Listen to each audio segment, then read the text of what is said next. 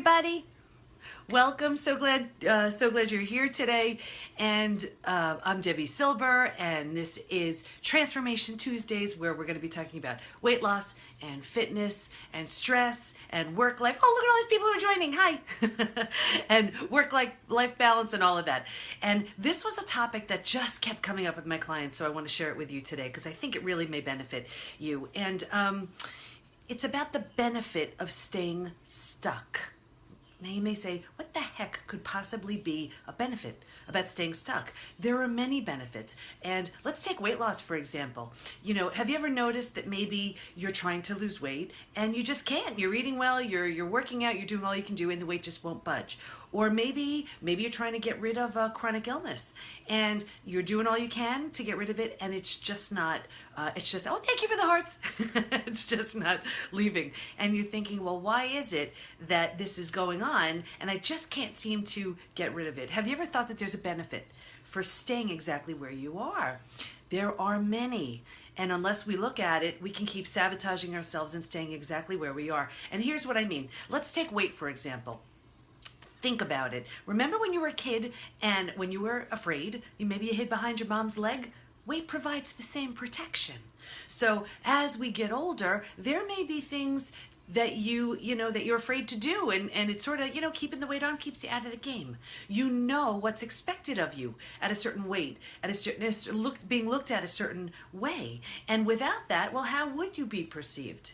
Think about it. Maybe there's a real discomfort about getting a lot of attention, right? What would that mean for you?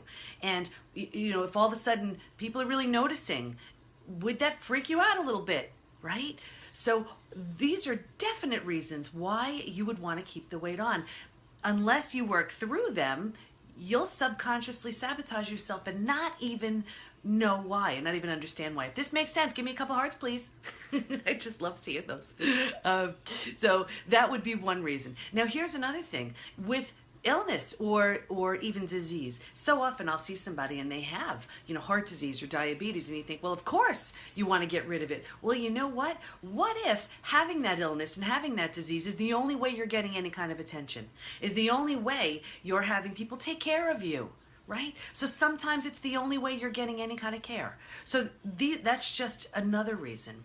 And, another reason, let's go back to weight. I've seen this many times where someone's struggling to lose their weight and they say, well, of course I do. Well, really? And then I'll talk about things like, let's say their relationship, and we'll talk about maybe their partner. And I say, well, when you feel really confident or really sexy or just, really empowered, what's going on with your partner? And then they say, well, they feel, threatened or jealous or insecure. Well, think about it. Right there, that's enough reason to put that weight back on, only because then they don't rock the boat. Not a good reason, but maybe because this way they don't have to look at something. They don't have to face something. I remember working with a client who she was the funny one in her group. And I remember her saying whenever she loses about, 25, 30 pounds, she starts feeling really good, and she gets nervous and gains the weight right back. And she said that to me right when we started working together. So she was losing weight, the weight was coming off, and she was getting close to that 25, 30 pound mark. And I said to her, well, what are you doing this weekend? And she said, going out with some friends. I said, great. What are you wearing? And she's like, I don't know. I didn't think about it. And I said, well, wear something sexy. And she's like, what's the matter with you? Why are you saying that? And I go, and be funny too. Well, wouldn't you know, I saw her that next week, and she races into my office. Deb, I did it. I was funny and sexy. I was funny and I felt really good, right? When we had this idea in our heads, we will do everything to confirm it. So many ways and so many reasons we would keep the weight on, keep the illness, keep the pain, right? Things show up. I mean, here's another one where, and this has happened a few times too, where someone, let's say, keeps weight on and they're wondering, why is it that weight isn't coming off? Well, you know what?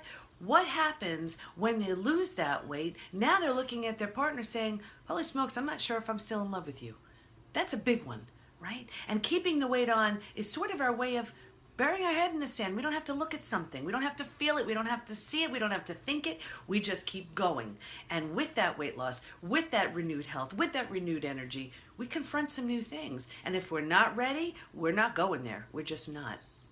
So what I would suggest for you this week is take a look at everything going on in your life. And if the weight feels like it's just not budging, ask yourself that question. What's the benefit of staying stuck? What's the benefit of keeping that weight on? If you're struggling with an illness, same thing. What's the benefit of keeping that illness right where it is? What's the benefit of being in that pain? And I know it sounds like such a crazy question, but when you really take it seriously and you look, you may find that you've been justifying a reason to stay exactly where you are. So I hope that helps, and take some time with this. Take some time with this. Journaling can really help with this, where you just ask that question. Write it down. What's the benefit of staying stuck? What's the benefit? And don't leave that piece of paper. Don't leave until you get something. And you'll know it's right, and you'll know it's real when you have an emotional charge.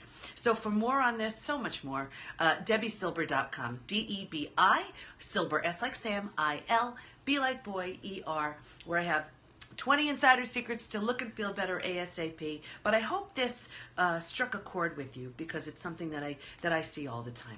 And with that, have a great week, and I'll see you next time. Bye-bye.